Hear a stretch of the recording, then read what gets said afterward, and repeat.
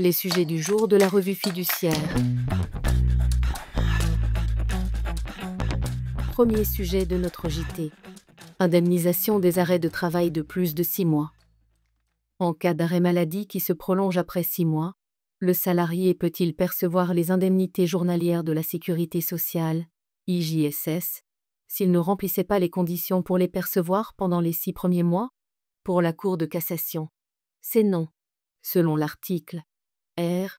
313-1 du Code de la sécurité sociale, les conditions d'ouverture de droit aux IJSS, durée de cotisation ou nombre minimum d'heures de travail, durée d'affiliation, sont appréciées au jour de l'interruption de travail.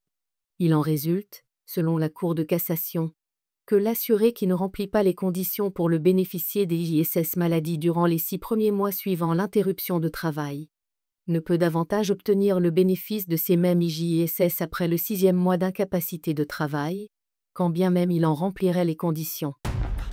Deuxième sujet de notre JT. Tracfin renforce sa lutte contre les sociétés éphémères. Tracfin est le service français de renseignement financier chargé de détecter les fraudes fiscales et sociales. Dans son rapport d'activité 2024, il met en lumière une lutte renforcée contre les sociétés éphémères, ces coquilles vides utilisées comme passerelles pour le blanchiment d'argent.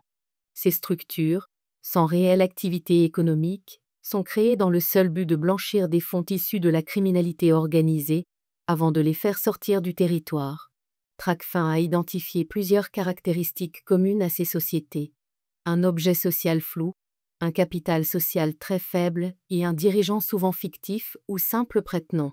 Elles ne déposent généralement aucune déclaration fiscale et ferment très rapidement après leur création.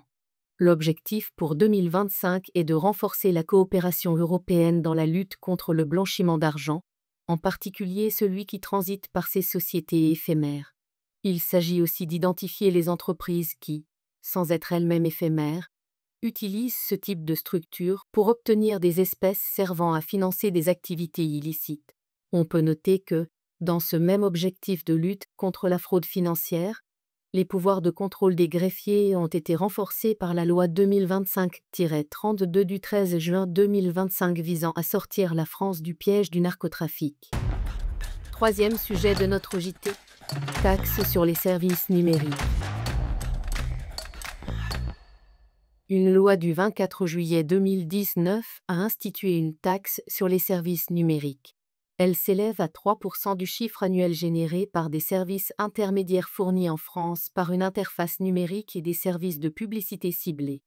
Une société ayant sollicité la restitution de cette taxe a soulevé une question prioritaire de constitutionnalité, QPC, soutenant que certaines dispositions portaient atteinte au principe d'égalité devant la loi et au principe d'égalité devant les charges publiques. Le Conseil constitutionnel vient de se prononcer en écartant les griefs soulevés par la société. Les dispositions contestées sont, selon lui, conformes à la Constitution.